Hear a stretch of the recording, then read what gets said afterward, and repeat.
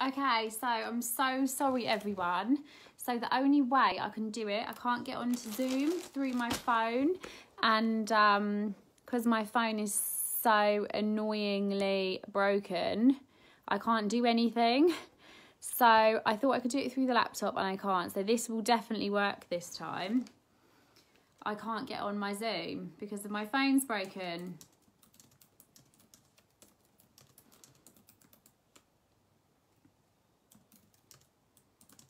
So we're going to try one more time.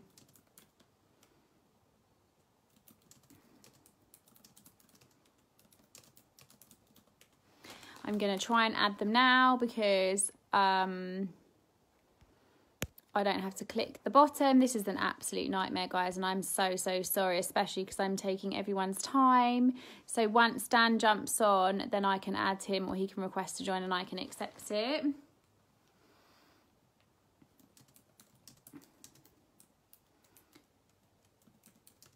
And I'm really sorry. So I would love to do a sing and dance. And I'm so sorry, guys, that we're going to do this. My phone is broken. I'm waiting for a new one to come through, and it's really frustrating that you can't do double zooms on your laptop. I was really excited by that. So once I can get these guys on, then we can get going, and this will be fab. Otherwise, I'm literally, I feel like I've got heart palpitations from the stress of trying to organise this stuff. Oh, God, I'm definitely doing Zoom. Okay, Dan. Oh, okay, yes, work. Please work, please work, please work. Oh, my God, yay! I'm so sorry, guys. We got there in the end. We did. We got there in the end. And thank you to everyone for waiting for us. But now it's my big face and you guys are on little screen, which is really annoying. But I think it's better than nothing. So we're just going to go with it. Yeah? Yeah, let's do it. Okay, fab. So thank you so much for coming on our call. And I reckon we just get started because I've wasted like half an hour, 15 minutes of our time already. So would you guys just share with everybody your story so that everyone oh my God, that's really close up on my face. So everyone understands why we're so excited to listen to you. Oh, yeah, go on, Dan. You always go. Okay, so the story for us starts 4.5 years ago. We went to an event, and at the time I was a full-time carpenter and joiner, and Harriet was a full-time secondary school teacher. The business kind of found us, but it was only because I was in my carpentry job for 10 years. And I don't know about you guys, but I was sick and tired of living for the weekends. I was just basically very unfulfilled in my job. And that's when I got the worst, okay, this is the good tip for you guys already, the worst Facebook spammy message in the world saying, do you want to make an extra £1,000 per month? And I was probably the only person that replied to that girl and said, yeah, go on and show me how, in a bit of a sarcastic way. We then got invited to an event in our hometown of Trowbridge where there was about 3 or 4 people in the room. We thought it was a scam. We were very skeptical, but we understood the marketing plan and we thought, well, if these guys presenting the opportunity can make money, then we definitely can. So I signed up the business a couple of weeks later, very nervously. And that's how I got started on my Juice Plus business. Harriet, why did you join me? Well, I'm the complete opposite. So Dan obviously joined this because he wanted to like change his life. He was sick of his job. But for me, I was a trainee secondary school teacher. So I was doing my PGCE year to qualify as a dance and drama teacher. So my whole career, and I kind of had the next 5 years planned out for me, and it certainly didn't involve doing anything but teaching. So I definitely wasn't looking for anything. They say you join out of desperation, not inspiration. Dan, I think it's safe to say you joined out of desperation. I joined out of inspiration because I just thought the product sounded amazing. And yeah, like Dan said, these people were making money with the business. And we thought, well, you know, without being rude, they're not anything special, neither are we. But why can't we do the same as well? So we were really inspired by that. I joined for an extra £100 a month. I think it's really important to remember that most people do just join for an extra £100 to £200 a month, and you should never discount someone just because they don't say they want to be NMD, because you don't know at what point in their Juice Plus career or in their life that's going to change for them. And that massively changed for me after obviously doing well in the business. I didn't recruit anyone for 3 to 4 months. So again, that's another big lesson to take, because most people quit within that time if they don't get any success. Dan didn't get his first sale for what, like 6 weeks? Yeah, it was 6 weeks for my first team member and 5 weeks for my first client. Yeah, and for me, it was even longer for team members. And now, like, I've recruited 9 people so far this month, and yet I was once somebody who didn't recruit someone for 3 to 4 months. So where you start is not where you're going to end up, and I think that's really important. But I guess fast forwarding, we've just loved the business, haven't we? We've just like embraced it. Yeah, so obviously we've been to the conventions now for 4 years.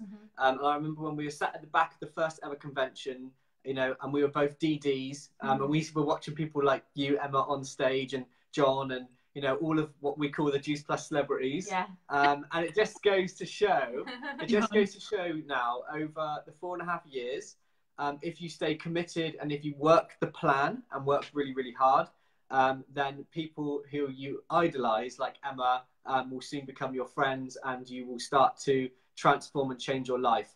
Yeah. But I always like to say to people, when the student is ready, the mentor will appear. So for me, I was that guy at the back of the room, and I bet you nobody would have put any money on me becoming successful. I just looked like a sort of an average guy at the back of the room but nobody's seen the fire burning within me. Nobody could tell the desire that was inside of me. And I proved myself that I want to be a national marketing director. And I earned my spot to become a national marketing director. So all it took was sheer determination and persistence. Yeah, definitely. And I think, like I said at the start, I didn't plan for this to be anything more than like an extra £100 to £200 a month. And I remember actually, I went to my first event, which is where I first met you, Emma, and also met Katie. And I remember Alex was like, "You've got to lock in with these people." And I remember I messaged Katie Wren saying, "Hello. Could you give me your 3 top tips?" And I remember her saying, like, one of them was you need to know your why. And I remember being like, why? That's the most ridiculous thing I've ever heard. What's a why? I've joined to make money. What the hell? And I didn't understand it. Because obviously I was new and I didn't get it. And for me, like, I didn't really find my why until it got to the point where I was in a situation where I had some surgery and I was in hospital and I had a really bad time. But it took me to go through something really difficult to realise that this business is amazing and it has your back, and it's the only job in the world that really allows you money and time freedom, because I had to have 6 months off work and I was on statutory sick pay, and you know, had all these limitations and worries and stresses, and the business completely like wraps its arms around you in times of need and looks after you. And that for me was like a light bulb moment, was when I was like, do you know what, teaching isn't a secure job for me for my future, and I'm going to do this business full time. And I left hospital at the end of July. In the August I went SSC, 10 months later I went QNMD. So it took that long for me to find my why, that I never wanted to feel in a situation where I didn't have control over my life. And I wanted, this business basically supported us through the most difficult time, and I never wanted to be in a position in a normal job where my life had just been thrown up in the air. So I decided then that this business was going to be a full-time thing, and now we've been doing this full-time for... I've been doing it for 3 years. And I'm doing it 1.5 years full-time, so... That's amazing. And you've just bought a new house, haven't you? Yeah. Yeah, but I always forget about that. Yeah. Yeah.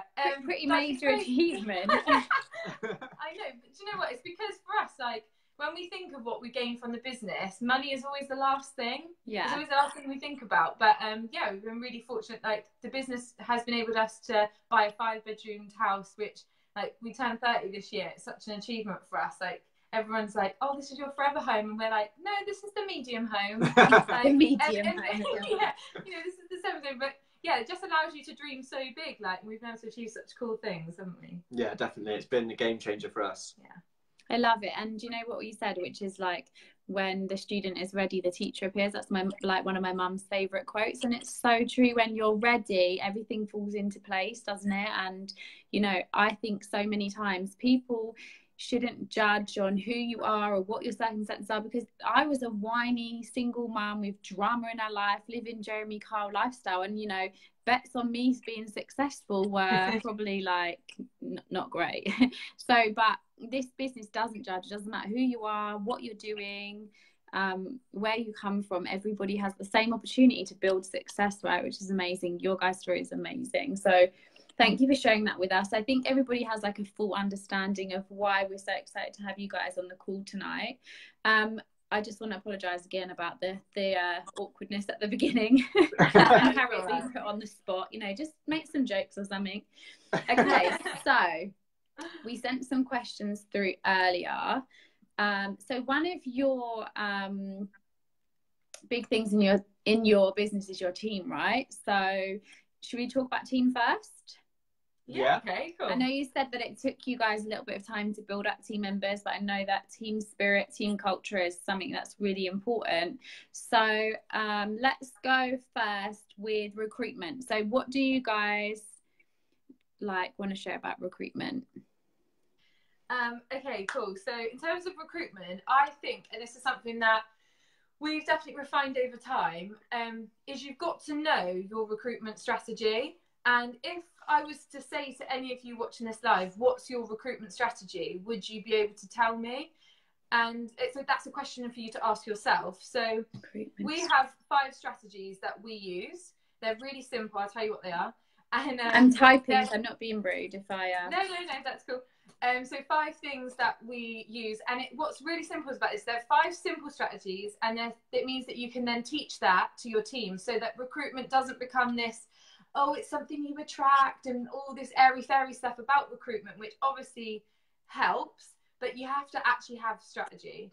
So we teach 5 things. The first thing to recruit is to ask your customers to become team members. Like, when did you actually ask your customers to become team members? Because sometimes we forget, and when they're getting great results, we just we're happy to take referrals and things, but instead make sure you actually ask your client.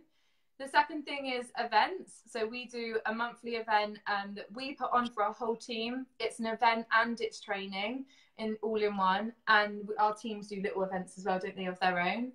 The third thing is third party, so using other people to speak on your behalf, whether it be in a messenger chat, get them on the phone, or in person. Like, use sidelines and mentors and things to recruit for you. The fourth thing is we do a weekly opportunity call. We use our team to do go live in our opportunity group, and they share their stories. Even if they're like brand new, we still get them to do the weekly opportunity call if they're up for it, because it's great to show people who are nervous about joining about what it's like to be a new person. So we sort of rotate it, don't we? Like,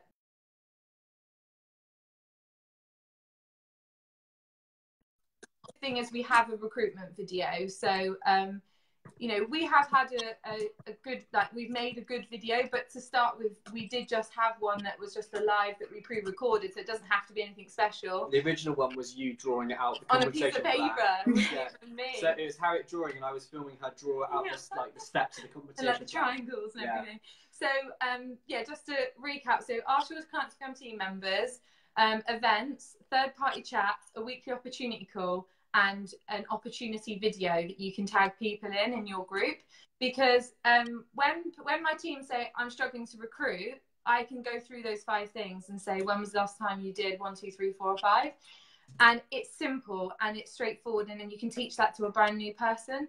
I think if you don't have a clear strategy, and everyone's will be different, I'm not saying they're the only 5 things you can do, but for us that's what generally works. And since we've sort of implemented that, we've had really good duplication with recruitment. It's not just us recruiting, it's our team recruitment, which is obviously the goal. So I think, yeah, get yourself a strategy is our top thing, isn't it? Yeah, definitely. And I think my top tip with the team and the good culture is there's one thing that I've especially started doing over the last 12 months is every single time I get paid for my Juice Plus business on the 10th, I automatically transfer 10% of that earnings into another account called my Invest Back account.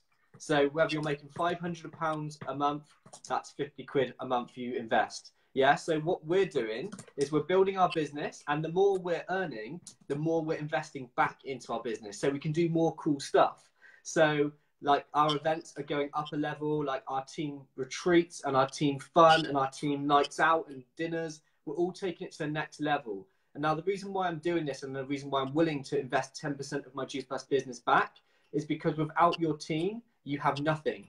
Yeah. So I make sure that I invest that back every single month. And I make sure that I spend it all on my team, whether it's incentives, events, everything. Because our job as leaders is to grow our leaders. And then again, eventually that will duplicate down and we're going to have an amazing business based all upon fun, friendships, culture and events. But I think with your 10%, like if say you're earning £100 a month from Juice Plus at the moment, because I feel like it's easier for people to say like, oh, that's great because you earn enough to do that. But if you earn £100 a month from Juice Plus, use £10 to buy an extra power day ticket, take a team member with you, like buy a book that's going to help you and then give it to a team member, or I don't know, take your team out for coffee. Like it doesn't have to be these big gestures that we're talking about. Obviously you can build up to that. You can always be reinvesting. But we were doing it even when we weren't earning money. We were every single time we got paid or whatever, we were scraping out the barrel next month to try and redo it. So at the start you have to be willing to sacrifice to have that long-term vision of one day it's going to pay back 100 times over. And I always knew it would. So you guys have to believe that it will work for you and go all in, you know, push all your chips into the center of the table and go all in on this business. And the reason why you can do that with confidence is because the only thing you need to bet on in this business is yourself, and you have complete control over that. So when you're betting on yourself, which you can control, you know you can win.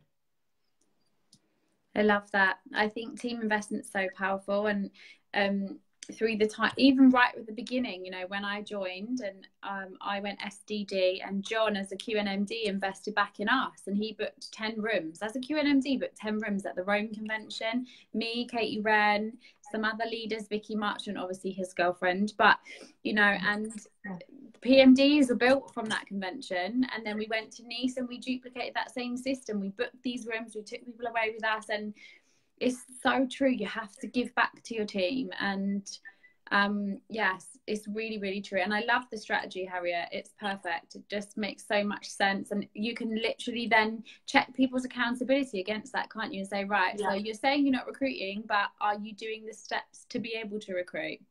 Perfect. Thank you so much for that. Okay, so next question is, let's go back to my actual questions I asked you. Where have they gone? Oh, this is helpful. Hang on, sorry. So we talked a bit about events. So you've got your next event booked already in Bristol. Is it in Bristol or Bath? In Bath, yeah. It's in Bath. I keep saying Bristol to everyone. They're like, what event are you talking about? Okay, so that's probably why nobody knows. So that's it. I'm really excited about that. That's in September, right? Yeah. So this one is designed to help you guys know what to do to get to NMD, but also it will set you guys up perfectly for Edinburgh. So I like to think of events as almost like springboards through your promotions. So if you guys are going for like SSC or QNMD or NMD for Edinburgh, then take all of your team to our event in Bath called the NMD Factory, and your whole team will be like a motivated army of winners that are going to smash it, and it will help you get to the next position to get on stage in Edinburgh. So use our event to build your business. Yeah, like a benchmark. Definitely. Okay, so with that in mind, team culture and events is the next thing that we want to talk about. And I know we've talked about a little bit with recruitment, but more specifically on building that team culture. Because I know with your XXY, I've said that right, it's XXY, isn't it? Yeah. And I was earlier, I'm like, YX, and get it in the right way, so I made sure. XXY. So let's talk about team culture, like how you guys have developed it, what parts that you think are really important. Yeah, I think we've always had an events-based business because obviously our upline's Alex Webb and that is what he teaches us. Yeah. But we always try to incorporate fun. I actually have got one of my team members here tonight, which I guess is another tip. Like, you know, we're always spending time with our team. But I asked her, what is it that you think makes our team like such a good culture? Because me and Dan can't take full responsibility. It is like our whole team. But she said that it's just like that we always incorporate fun in everything that we do. So if we've got an event, so this is what we normally do. We have a Bath event every month. it starts at 4, but at 2 o'clock we meet for Team Nando's. And then afterwards, we always hang around for pictures, for chats. Like we'll go for a drink. We always do a Christmas do. Like we've done karaoke. We get drunk together. Like we have like the best time. We always make things fun. Like Nuki, John's trip. We actually had like, we didn't even know if we were going ourselves at one point. Because we get back like 2 days from my sister's wedding abroad, and we're like, no, we're going. So within 24 hours, Dan had booked a minivan for 17 of us. We called it the Banter Bus, and we booked we booked dormitories. So we're absolutely slumming it in these hostels, which is going to be so fun, with bunk beds with our team, and we're staying with them, and we just try and make everything so fun, don't we? Like even the group chats. And... Yeah, I feel like at the start of this business I was very formal and very manager-ish. But now I just literally treat it like I'm working with my mates. Like every time like someone gets a sale or gets a team member, we have group chats, we drop a Giphies in there. We're just having a laugh. Like we don't take ourselves too seriously, although we are very target driven and we know what the job is in hand each month. Like we all have our objectives and targets, but we do try and keep it lighthearted and fun along the way, because at the end of the day, like everybody has a serious job that they have to go to. Like this is a side hustle that should be fun along the side, and our job is to help our team win but have fun along the way as well. Yeah, definitely. I wish I was coming to Cornwall on a Banter Bus and staying in a hostel with you guys. Honestly, I have to bring the 2 kids along. They might kill the vibe a little bit. I'm so proud. I got there and back travel to Newquay and 2 nights in it's like a hotel really, for £85 per person. Oh my God, so that's amazing. It's awesome. So everybody can afford to come. Yeah, we didn't want anyone to feel like, oh, I can't afford to stay there or whatever. So we're just like, do you know what? It'll be more fun if we're all together. Let's just slum it. Yeah, exactly. I remember when we went to, I think it was Dublin, one of my first overseas events, and I was a queue, and I think there was 4 of us in a room for 2, like with 2 beds. We just were like, oh, and then someone else ended up sleeping on the floor, and then there was one night someone slept in the bath. You know, it was like, okay, everybody went to sleep. Where they can sleep? Oh, they can sleep in the bath. So someone slept in the bath. But we just made it happen. You know, like if you really want to be there, we'll find a way to make it happen. Yeah, exactly. And they're the nights that you never ever forget. Yeah. So people sleeping in baths and stuff like that. Okay, so let's talk. So you said you're like, obviously you guys have so much fun. My room's getting darker and darker and darker, and the lights are all out, and so I'm really sorry that I'm talking to you in the dark. You guys are all about fun, but you're also obviously very dedicated to making success in the business. You said you're target driven. So let's talk about productivity and what you guys. So what was my actual question? What was the 3 top tips to create productivity and in income producing activity? So does that make sense? 3 top tips? Yeah, that makes sense. Yeah, okay, cool, that's fine. So we like to keep it very, very simple in our team, and we created something that we need to patent, and it's called the Success Triangle. So basically, I love this triangle. I absolutely love it. By the way, can I just say, I made this up about 2 years ago, and then Dan told it at a big event when I wasn't there, and I was like, are you having a laugh? I get complete credit for it. I definitely always quote Dan, because he said it at a training that we did in... He did it when I wasn't there, and I was like, oh. Yeah, it was a training in Southampton, I think, and I was like, oh my God, this is absolutely genius. So well done, Harriet. Thank you. Thank you. Yeah. Right, guys. So this is my success triangle. Right. So everybody, if you've got a notepad and pen there, draw a triangle on your paper, and make sure the triangle, obviously, at the top, the top point of the triangle is adding, and then the bottom left corner of the triangle is posting, and the bottom right corner of the triangle is chasing likes or following up. Okay. Now the reason why this is a success triangle is because if you do posting and chasing likes, but you never add new people, you're going to fail.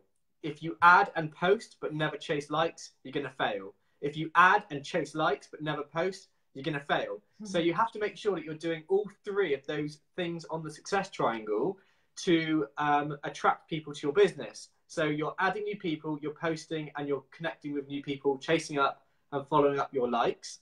And then just to sort of go into that a bit more in detail, is what I teach my team is make sure you work the numbers. So chase all your likes, and speak to as many people as you can. So there's a good quote that says, say less to more. So say as much as you can to as many people, but keep it short and simple. But then also, when you do find someone that shows a sign of interest, that's when you slow right down on that person and you start to build a relationship with that person, so that then you eventually build a friendship where they want to join you. Because a lot of people work the numbers so fast and they talk to so many people that they're rushing it, and you're blowing people out because you're trying to be too quick with it. So add, post and chase likes, and then eventually when you do find people that show interest, that's when you build that connection. Yeah. Can you go and get my little accessory? Oh yeah. Okay, so the next thing is, like, I always think sometimes we can get really bogged down, not to contradict what Dan just said, because that's 100% on the money, but sometimes we get really bogged down with, like, posting and all that sort of stuff, and, like, yes, that's important, but we get paid for done.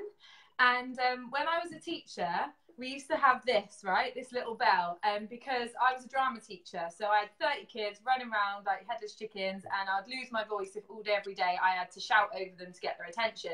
So I just used to ding the bell, they would stop, and I would give them the next instruction. So when I quit teaching, I bought this bell at home as like a memento, and I didn't really plan on doing anything with it. It's just a bell. And then we were talking about how we get paid for done. So done being, you get paid for sales, you get paid for team members, and helping your team do the same. So now what we do, this bell is in our office, and even when our team come around to work with us, they use this bell. If you get a sub or a teamie, you get to ring the bell. So in our house, if that bell's not going off, then our business is failing. So we use this. I mean, it's silly, it doesn't have to be a bell, but it's a physical thing that you do, and you then know that you haven't rung that bell. Like, oh God, we're on the 21st or whatever day it is, and I haven't rung the bell in 7 days. So you know that you might be thinking you're doing it, but you're not actually doing the stuff we get paid for. So we get paid for done. So always make sure that you are remembering that amongst getting caught up in posting and everything like that. And I think the last thing really is, like, I sort of shared this in the group yesterday, but we try to share in our group chats when somebody gets a sale, whether they're brand new or whether they've been doing it a while, when somebody gets a customer or a team member, they share how they did it. So this really helps because you're duplicating and you're learning what someone did, and you don't know when someone's on the verge of giving up and feeling deflated, and then they hear that somebody who persevered, who followed up, or for example, one of the girls might say, oh, I got shakes and boosters. Great. How did you get that? Oh, well, I had to follow up 3 times because she ignored me. She answered my poll on Instagram. I chased the vote. I messaged her. I asked what her goal was, blah, blah, blah, blah. And they take you through the process of how they got it. And that's been working really well, hasn't it? So not only are our team doing the income earning activities, they're then teaching everyone else how they got it. And I think that's been really powerful, hasn't it? Definitely, yeah. We always like to call it this summer the summer of love, because we want to make sure that every single person in the team, no matter how big or small their wins are, everybody gets a shout out. Yeah. So no matter, even if it's someone's first sale or someone's first team member or someone's doing really, really well, we just go crazy and shout for the rooftops about everything, because, someone who is very unconfident, when they get their first customer, it can mean the world to them when they get a shout out. So just celebrate your team's successes, pat everybody on the back, and encourage everybody to win. Because, for me, when I first joined, the thing that stuck in my head was people don't know how much they care until... No, people don't know what you know. Until they know how much you care. Yeah, so you need to make your team aware that you really care for them and you're there for them, which you are. And sometimes you don't, what's the word? It's hard for them to feel that. Although you do feel it, but you have to physically tell them that they're doing well, because they don't know you're giving them a pat on the back if you're not physically shouting it out. Do you know what I mean? Yeah, definitely. I think our team is so celebratory of each other, aren't they, that it just creates such a nice culture. I think it's so important, and I know Katie said it in Brighton, oh, for fuck's sake, sorry. Sorry, mum, swearing. Oh my God, now my WhatsApp's going mental. I think it's so important to remember that it's not always the big wigs that you should be celebrating. It's not the people that get 30 orders every single month or 60 orders or however many orders. It's the people that are getting those 1 or 2 orders, to celebrate them just as much. It's not just about celebrating the ones that, you know, the smashers every month. And I think it was Emma Snedden that said something like, it's the crumbs that make the cake. It's all the little tiny bits that make up the cake. And it's not just the cream filling or something like that. I can't remember the actual, you know, the way she's, and John explains network marketing as being, it's not 100% of you, it's 1% of 100 people, and it's all those 1% that make it up together. And it is so important to remember that and to celebrate every win. And that's why we started doing this 3-star, 5-star, 10-star, because it's a way of recognizing those people that get 3 customers every month. And when we worked it out, and I can't remember the numbers, I don't have it in front of me, but if you get 3 premium customers in your first month, and then 3 in your second month, and 3 in your third month, and 3 in your fourth month, and then on your 4th month they reorder, and then you get another 3, it creates quite a big pay line over 12 months. And yet those people will get forgotten because you're recognizing the girl that gets 30 orders every month, and yet she might be creating the same pay line as this person that's consistently getting 3 orders every single month of premium capsules that stay with her for life. So it is, it's not just about the numbers either. It's just about recognizing that success, but also looking into, actually those 3 orders are pretty substantial. So yeah, that productivity thing is absolutely brilliant. I think our business has grown the most since we've literally gone like, let's help the dealers get to DD, the DDs get to SDD, like, and as a result of helping all the dealers go DD, you're helping those people go SDD, who are helping people go SC. So it's a chain reaction. I think since we focused on that and working more with the dealers, it's like our business has grown loads. And I think as well, I think it's Mariam who was stuck at a position. I think she was SC for a year and then smashed LMD. And it was like, and nobody thought that, and now he's got this incredible business, and I'm sure she's on the call because she's on everything. She's amazing. But you would never have expected that business to explode the way it did. And so, you know, it's about staying consistent with people that are still there in the business, even though then, you know, maybe they didn't get promoted super quick. Like you said, it took you a while to get going, and then nobody would have expected it from you, and you guys are doing amazing. So yeah. I always believe your team and your leaders need time to mature. I'm 4.5 years in the business now, and when all the LMDs were in Thailand and stuff, people were saying to me like, oh, you're coming into your 5th year, like your 5th year is always a good year. And that's because in your 5th year, like the people who joined like 2 years ago start to step up and really go to Q and LMD. So you need to really work hard, but really be patient with your leaders and hold their hands, and, you know, don't beat them up, give them time to mature. And when they do eventually have their enough is enough moment or their light bulb moment, then that's when your business will explode. So and they'll know you're there for them as well when they're ready. So everybody's journey is different, and your business will explode when it's ready, but nobody knows what time that is yet. In time for Dubai, right? Hopefully. Okay, well, thank you so much for coming on the call. I really appreciate it. Thank you guys for you staying with us after my technicality issues. I'm going to work our way how we do it better next week. But thank you so much for sharing with us. And yeah, I'm excited for the next events, for an amazing summer. And thank you again. No, thank you for having us. Have a lovely evening, guys. Thank you so much. Cheers. Thank you. Bye-bye.